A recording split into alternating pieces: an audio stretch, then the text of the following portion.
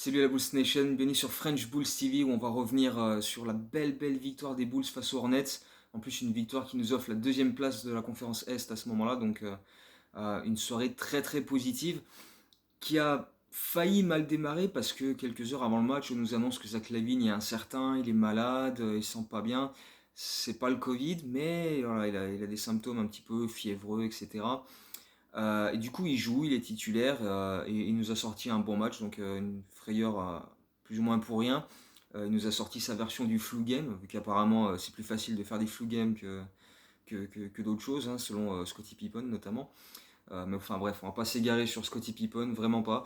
On va reparler de ce match parce qu'on a vu de belles choses. Et puis bah, évidemment, il y avait en toile de fond le fameux duel des frangins Ball, Lonzo contre Lamelo avec Lavar et sa femme qui était en tribune pour observer le duel des frères Ball, qui a même démarré assez vite puisque Lonzo a claqué deux paniers à 3 points dès les premières possessions de son équipe.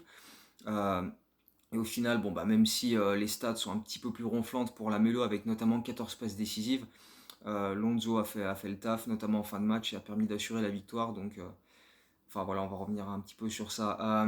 Ce qui était important aussi dans le début de match, c'est Vucevic qui a été servi, qui a été cherché déjà dans un premier temps, qui a été bien servi, qui a rentré ses premiers shoots, notamment à 3 points, et il a pris la confiance et derrière il a enchaîné.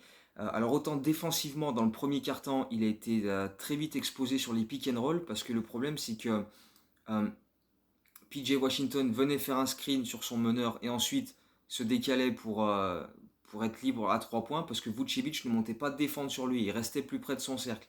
Et donc du coup, PJ Washington a mis 2, 3, 4 paniers, 5 paniers à 3 points. Et donc du coup, bah, c'est unique, enfin, pratiquement que grâce à cette adresse extérieure que les Hornets ont accroché les Bulls dans le premier quart-temps, alors que voilà, Vucevic a beaucoup laissé d'espace à PJ Washington. Mais derrière ça, à partir du début du deuxième quart-temps, avec l'intensité défensive qu'on a mis, euh, Charlotte a vraiment eu du mal à suivre cette cadence parce que euh, on les a plus ou moins forcés à prendre des shoots à 3 points tout au long de la soirée. Et forcément, au bout d'un moment, la réussite, elle est plus trop au rendez-vous. Et c'est comme ça qu'on a créé un écart. On a interdit l'accès au cercle pratiquement parce que quand tu regardes les matchs de Charlotte, d'habitude, tu as énormément de drive and kick, mais aussi euh, de drive de Lonzo qui lance des balles en alley-oop pour Bridge, pour Washington, etc. On n'a pas vu ça du tout. Franchement, je n'ai même pas souvenir d'un dunk, même tout simple, de la part des Hornets sur ce match-là. Peut-être Rosier à un moment, mais enfin voilà, bref. Si, je crois Hayward en contre-attaque. Mais, euh, mais voilà, sur jeu placé, on les a vraiment bloqués. Ils ne pouvaient pas accéder au cercle et ça a été une donnée très importante parce que voilà, on les a forcés à prendre des shoots qu'ils aiment peut-être un peu moins. Bon, Rosier, il a quand même bien envoyé à 3 points, mais je veux dire, globalement, Charlotte a eu beaucoup plus de difficultés après son premier carton, très réussi à ce niveau-là. Voilà, c'est un petit peu comme on le disait dans les autres vidéos, tactiquement, les équipes adverses nous forcent à prendre des shoots qu'on aime un peu moins. Bah là, c'est ce qu'on a fait à Charlotte et du coup, bah, ils ont eu beaucoup de difficultés à rester dans le match.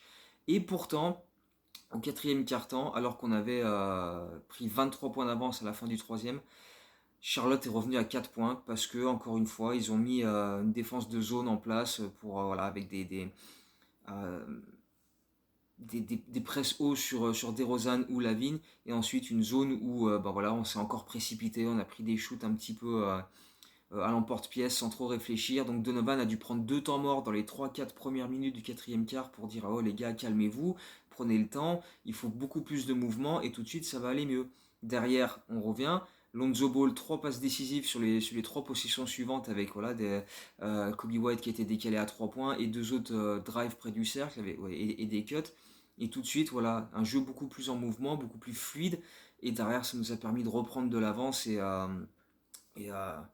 et, et s'emparer de la victoire avec une avance peut-être pas aussi folle que ce qu'on espérait au départ, parce que bon voilà, Charlotte a fait des bons efforts pour revenir, mais on a quand même assuré l'essentiel, une belle victoire, un match très spectaculaire de bout en bout, avec les deux équipes qui ont été très combatives, qui ont voulu mettre du rythme avec des passes d'un bout du terrain à l'autre des deux frères Ball, donc Vraiment, vraiment un match sympa à voir, un duel des frangins qui était très très cool à observer, deux joueurs très spectaculaires. Et voilà, si dans les prochaines années on a des Bulls Hornets de cette facture-là, ça va être vraiment vraiment fun. D'ailleurs sur la fin de match, avec les bons plays de Lonzo Ball pour permettre aux Bulls de reprendre les commandes du match, le United Center qui chantait Lonzo's better, donc Lonzo est meilleur. Et c'était voilà, c'était bon enfant, c'était sympa. Donc voilà, au final, une soirée assez réussie. Et même dans les stats, puisque au final, on marque 133 points, ce qui est notre record cette saison. On donne 35 passes décisives, ce qui est notre record cette saison. On a shooté à 59 et quelques pourcents au shoot, ce qui est notre record cette saison. Donc on a vraiment signé des performances, enfin des chiffres offensifs de très très grande qualité de par nos qualités offensives, notre jeu fluide, mais aussi du fait que la défense de Charlotte est tout simplement exécrable parce qu'ils n'arrivent pas à empêcher les joueurs d'aller au cercle. DeRozan et Zach LaVine ont eu des espaces et des boulevards à exploiter qu'ils n'ont pas eu sur les matchs précédents parce que voilà, les équipes étaient avaient beaucoup plus de capacité à les bloquer, alors que Charlotte, Rosier, Ball, bon alors, sur, collectivement, ils arrivent à sortir leur épingle du jeu, mais en un contre un, défensivement, c'était quand même un peu plus compliqué pour ces joueurs-là. Hayward, etc. aussi, c'était voilà, pour bloquer les joueurs qui partaient en drive pour attaquer le cercle, c'était vraiment laborieux de leur part. Donc ils sortaient quand même d'un match où ils en avaient pris 146 contre Houston, et pas en prolongation, hein, 146 points en 48 minutes. Donc ouais, la défense des Hornets, c'est laborieux. Mais bon, voilà, on a su appuyer sur ça, beaucoup d'attaques du cercle, de paniers près du cercle, des lancers francs provoqués, etc. DeRozan s'est régalé. Je crois que le trio Vucevic, DeRozan, Ball, non, Vucevic, DeRozan, Lavine a inscrit quelque chose comme 83 points. Vucevic en a inscrit 30 avec 6 sur 6 à 3 points. Donc là, il s'est régalé face à une équipe qui, à l'intérieur, il n'y a personne. En plus, Plumlee était pas là, mais même quand il est là, c'est pas non plus la folie, quoi. Donc voilà, si ça peut lui permettre de reprendre la confiance et enchaîner sur les matchs qui viennent, ce sera tant mieux parce que voilà, jusqu'ici, ce début de saison pour lui était très compliqué, pas d'adresse au début, le Covid, retrouver le rythme, etc. Mais voilà, ce match-là peut servir un petit peu de déclic, espérons-le, parce que les matchs qui arrivent vont être assez compliqués. Euh, que dire d'autre sur ce match-là? On peut parler un petit peu des rotations. Je trouve un petit peu dommage que Ayo Dosunmu perde de plus en plus de minutes. En plus, au profit de Kobe White qui est là, toujours un peu sur courant alternatif. Déjà dans le match précédent contre Miami, il avait joué moins de 10 minutes. Ayo, il avait joué, je crois, 9 minutes et quelques. Et là, sur ce match-là, il a joué à peine 5 minutes. Dans une rotation où tu as toujours que 9 joueurs. Il n'y a que 9 joueurs qui ont joué sur ce match-là. Et le neuvième, c'est Ayo qui a joué que 5 minutes. C'est vrai que c'est un petit peu étrange. Alors après, en face, les Hornets n'avaient que 8 joueurs. Pourtant, ils n'avaient pas une foule de blessés. Ils avaient plein de joueurs disponibles sur le banc, mais James Borrego a décidé d'en utiliser que 8. Donc voilà, c'est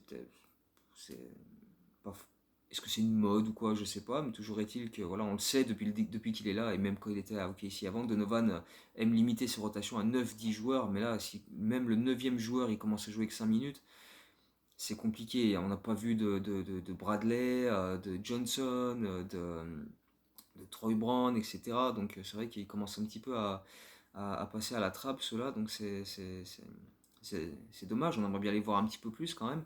Mais bon, voilà, c'est les rotations de Billy Donovan. Et puis tant que ça gagne, on dira rien, parce que mine de rien, en battant Charlotte, alors avant ce match-là, on était 5e et Charlotte 6e. Et en battant Charlotte, on passe 2e, parce que Miami et Washington ont perdu.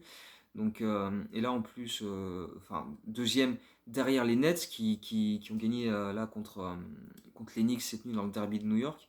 Et ce sont nos deux prochains adversaires, puisqu'on jouera New York jeudi et on jouera à Brooklyn samedi. Donc voilà, on va finir la semaine sur la côte est. Donc voilà, on a enchaîné les déplacements à l'ouest, on est revenu, on est allé au Texas, on est allé en Floride, on est retourné à Chicago. Et là, on va à New York pour 2 matchs. Donc on enchaîne les matchs avec des time zones et des déplacements dans tous les sens, c'est la folie. Heureusement, là, on a ces 2 jours de repos et puis on en aura bientôt 2 autres plus tard dans le mois et autour des fêtes de Noël. Donc, ça va faire du bien de de souffler un petit peu. Et j'espère que voilà, le fait d'avoir ces deux matchs-là permet de bien recharger les batteries avant d'aller à New York. D'ailleurs, New York, avec des petits soucis dernièrement avec Kemba Walker qui est plus ou moins mis à pied. Alors, on ne sait pas trop ce qui s'est passé, mais voilà, Tibbs a annoncé qu'il n'était plus du tout dans la rotation, alors qu'il était quand même le meneur titulaire jusqu'ici. Du côté des Nets, qu'on va jouer samedi, il y a Joe Harris qui s'est fait opérer et qui va manquer plusieurs semaines, donc il ne sera pas là samedi, même s'il y aura James Harden qui n'était pas là quand on les a affrontés il y a quelques semaines de ça, donc ça contrebalance quand même pas mal du tout. Qu'est-ce que je raconte? James Harden, il était là? Bien sûr qu'il était là. Bien sûr qu'il était là, James Harden, donc ouais, non, pas du tout, non, je dis des conneries. C'est la fatigue. Mais voilà, donc ça va être quand même deux belles affiches pour finir la semaine. Et j'espère que quand on jouera Brooklyn samedi, on sera encore premier et deuxième de la conférence Est. Ça fera une affiche bien sympa. Pour terminer donc le quiz, on avait dit dans la dernière vidéo combien de matchs Max Strus avait joué avec les Bulls lors de son passage en two-way contract. Malheureusement pour lui, il n'avait joué que deux tout petits bouts de match, voilà, des apparitions en garbage time avant de se blesser au genou et de se faire opérer dans un match avec les Windy City Bulls. Donc le pauvre, il a eu très peu l'occasion de se montrer avec nous. Euh, et cette fois-ci, la question, on va revenir légèrement sur le duel entre Lonzo et la Melo Ball. Quelle est la dernière fois qu'un joueur des Bulls a affronté son frère? En fait, tout simplement. Enfin, pas la date, mais qui est le dernier joueur des Bulls qui a affronté son frère dans un match NBA. Donc voilà, c'était il y a pas si longtemps que ça, donc ça devrait quand même revenir assez vite. Euh, Live tweet jeudi soir pour le match contre les Knicks à 1h30 du matin. Et puis probablement vidéo avant le match des Nets, comme ça on débriefe les Knicks, on passe sur les Nets et on enchaîne comme ça. Et dans les prochains jours, d'ici ce week-end, on va tourner un podcast avec Gugur aussi pour le podcast Par les cornes. Donc d'ici là, on mettra un tweet en place pour si vous avez des questions à nous poser sur les Bulls, sur la saison, les joueurs, etc. Et puis on y répondra dans ce podcast qu'on devrait tourner normalement dimanche.